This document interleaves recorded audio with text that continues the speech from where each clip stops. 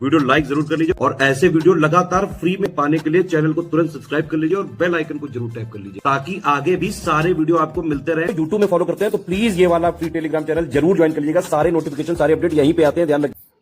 नमस्कार दोस्तों, exam preparation के यूट्यूब चैनल पर मैं प्रियंका एक बार फिर से आप सभी का स्वागत करती हूं। आज की क्लास में हम भारत की मिट्टियां पढ़ने वाले हैं। कितने प्रकार की मिट्टी भारत में पाई जाती है, इनका एरिया क्या है, परसेंटेज क्या है, ये कौन कौन से क्षेत्र हैं जिनमें मृदा पाई जाती हैं, और उसके साथ साथ इनमें कौन कौन सी फसलें और कौन से तत्व पाए जाते हैं, किन तत्वों की कमी है, ये सब कुछ आपको एक ही वीडियो में मिल जाएगा। तो आर एग्ज़ाम के लिए 40 डेज़ की हम लोग टॉपिक वाइज सीरीज़ देख रहे हैं, जिसमें आज का टॉपिक है इंडियन सॉइल। तो पूरा कंप्लीट कीजिए और इसके साथ में जो प्रैक्टिस करना चाहते हैं क्वेश्चंस की, वो रात को 9 बजे मॉक टेस्ट देख सकते हैं। आर को टारगेट करते हुए साथ में यूपीपीसीएस प्रीलिम्स के लिए भी इंपॉर्टेंट है। और पेड कोर्स के लिए आप इन नंबर्स पर कॉन्टैक्ट कर सकते हैं। जो भी बच्चे पेड कोर्स या टेस्ट सीरीज ज्वाइन करना चाहते हैं, उनको इन नंबर्स पर कॉन्टैक्ट करके अपने कोर्स की जानकारी भी मिल जाएगी और आप कंप्लीट स्टडी मटेरियल पा पाएंगे। तो बिना देर के चलिए आज की क्लास स्टार्ट करते हैं, जिसमें हम भारत की मृदा पढ़ने वाले हैं। और जो बचा हुआ समय ज़्यादा से ज़्यादा प्रैक्टिस कीजिए, जो पहले से पढ़ाया गया उसको रिवाइज कर लीजिए और क्वेश्चन जो कराए गए हैं उनको भी बार बार प्रैक्टिस करते रहिए, क्योंकि जो क्वेश्चन आपको कराए जा रहे हैं ठीक वैसे ही आपको एग्जाम में भी देखने को मिलेंगे, ऐसे स्टेटमेंट वाइज क्रोनोलॉजी वाले। तो आपको कॉन्सेप्ट प्लस फैक्ट दोनों की तैयारी होनी चाहिए। चलिए क्लास स्टार्ट करते हैं।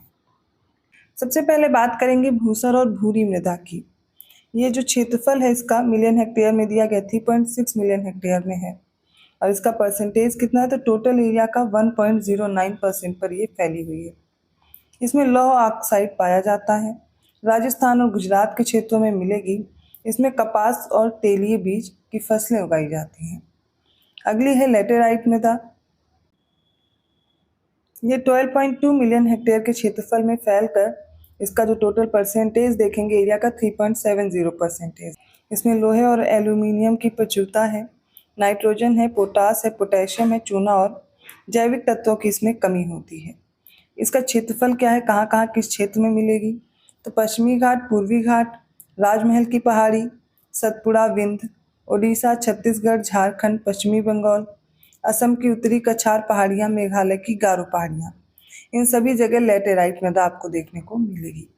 यहाँ पर चावल होता है, रागी है, गन्ना है और काजू बोया जाता है। नेक्स्ट है करेवा। ये स्तनधारियों की जीवाश्म और पीठ से भरी हुई होती है, इसमें पाए जाते हैं। ये कश्मीर घाटी, जम्मू के डोडा जिले की भद्रवाह घाटी में मिलती है करेवा। यहाँ पर केसर बहुत ज़्यादा उगाया जाता है, केसर, बादाम, सेब, अखरोट और बागानी की जाती है। पर्वतीय मिट्टी पर्वतीय क्षेत्र में मिलेगी। इसका जो एरिया 18.2 मिलियन हेक्टेयर है, 5.51% के क्षेत्रफल में फैली हुई है। अम्लीय और ह्यूमस की कमी है यहाँ पर। हिमालय का मध्य अक्षांशीय क्षेत्र, असम का क्षेत्र, दार्जिलिंग, उत्तराखंड, हिमाचल प्रदेश और जम्मू कश्मीर में ये पर्वतीय मिट्टी पाई जाती है। यहाँ पर मक्का, चावल, लेग्यूम्स, चारा और बागानी की जाती है। मरुस्थलीय मिट्टी उन क्षेत्रों में मिलेगी जहाँ पर मरुस्थल है, 14.6 मिलियन हेक्टेयर में फैली हुई है और 4.42% के क्षेत्रफल में है। घुलनशील नमक की इसमें उच्च परसेंटेज होती है। निम्न जैविक तत्व होते हैं। कैल्शियम कार्बोनेट की प्रतिशतता में अंतर होता है। राजस्थान में मिलेगी पश्चिम अरावली क्षेत्र, उत्तरी गुजरात, सौराष्ट्र, कच्छ, हरियाणा का पश्चिमी भाग, दक्षिण पश्चिमी पंजाब, इन सभी क्षेत्रफल में मरुस्थलीय मृदा पाई जाती है और यहाँ पर उगाई जाने वाली फसलों में बाजरा है, दालें हैं, ज्वार, एलोवेरा जैसी कम पानी वाली फसलें यहाँ पर उगाई जाती हैं। नेक्स्ट और लाल और काली है, ठीक है। ये 17.8 मिलियन हेक्टेयर में पाई जाती है। ये बुंदेलखंड के आइसोलेटेड भाग में राजस्थान और गुजरात के पूर्वी अरावली क्षेत्र में पाई जाती है। यहाँ पर मक्का, बाजरा, ज्वार, बाजरा, दालें, तेली बीज सारी चीज़ें होती हैं।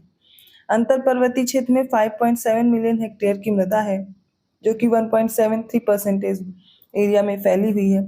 इसकी प्रकृति ये प्राकृतिक रूप से क्षारीय होती है। जम्मू कश्मीर से असम तक का जो झेलम क्षेत्र है और सिंधु घाटी का अंतर पर्वतीय तराई क्षेत्र, वहाँ पर ये मृदा पाई जाती है और यहाँ पर चावल उगाया जाता है। हिम क्षेत्र की बात करें तो 4 मिलियन हेक्टेयर की जो भूमि है वो हिम क्षेत्र में आती है। 1.2% का एरिया है, इसमें बर्फ और हिमानी से ढकी रहती है। महान हिमालय क्षेत्र जैसे काराकोरम, लद्दाख जाकर यहाँ पर कोई भी कृषि नहीं की जा सकती। इसके बाद जो मृदा आती है उसे काली या रेगुर मिट्टी कहते हैं। आंतरिक रूप से इसे उष्ण कटिबंधीय चरणोजम के रूप में जाना जाता है। तो चरणोजम बहुत बार दिया जाता है, याद रखिएगा। काली या रेगुल मिट्टी को ही कहते हैं। इसके एरिया की बात करें तो 49.8 मिलियन हेक्टेयर में फैली हुई है, टोटल 15.09% के एरिया में। इसमें लोहा, चूना, कैल्शियम, पोटेशियम, एल्यूमिनियम, मैग्नीशियम इनकी अधिकता होती है, लेकिन नाइट्रोजन, फास्फोरस और जैविक तत्वों की इसमें कमी भी पाई जाती है। तो ये होगी कहाँ पे? गुजरात, महाराष्ट्र, पश्चिमी मध्य प्रदेश, उत्तर प्रदेश में भी पाई जाती है, आंध्र प्रदेश, कर्नाटक, तमिलनाडु, राजस्थान, छत्तीसगढ़, झारखंड से राजमहल तक इन सभी जगहों पर काली या रेगुल मिट्टी पाई जाती है। यहाँ पर कपास, दालें, ज्वार, बाजरा, लिनसीड, अरंडी, तंबाकू, गन्ना, मसाले, फल और सब्जियां भी मिलती हैं। नेक्स्ट है लवणीय और क्षारीय, जिन्हें रेह, कल्लर, असर, रारू, थूर, कापी, चोपन कई स्थानीय नामों से जाना जाता है। यहाँ पर सोडियम क्लोराइड और सोडियम फॉस्फेट की अधिकता होती है। राजस्थान, पंजाब, हरियाणा, उत्तर प्रदेश, बिहार और महाराष्ट्र में पाई जाती है। नाम याद रखिएगा: रेह, कल्लर, असर, रारू, थूर, कापी, चोपन, ये सारे नाम हैं। यहाँ पर बरसीम होता है, ढेंचा होता है, फलीदार फसलें बोई जाती हैं। नेक्स्ट है पीट और दलदली मिट्टी। इसमें जीवीय तत्वों की, जो जीवी तत्व होते हैं, इनकी प्रधानता होती है और उच्च लवणीय, फॉस्फेट और पोटास की कमी होती है। केरल के कोट्टायम, मलापुझा जिले, कृष्णा, कावेरी, कच्छकारण और महानदी वाले क्षेत्रों में पीट और दलदली मिट्टी पाई जाती है।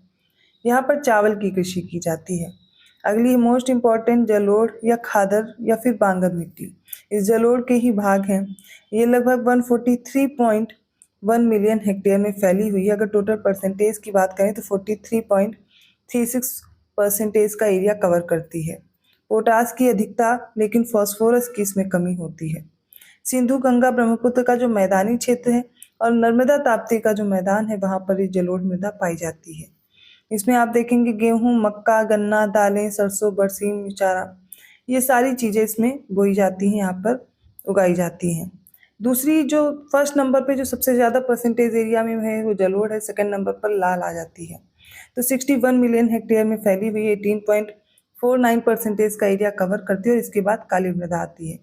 ये फेरिक ऑक्साइड के कारण लाल रंग की दिखती है। चूना, फॉस्फेट, मैग्नीज की कमी है।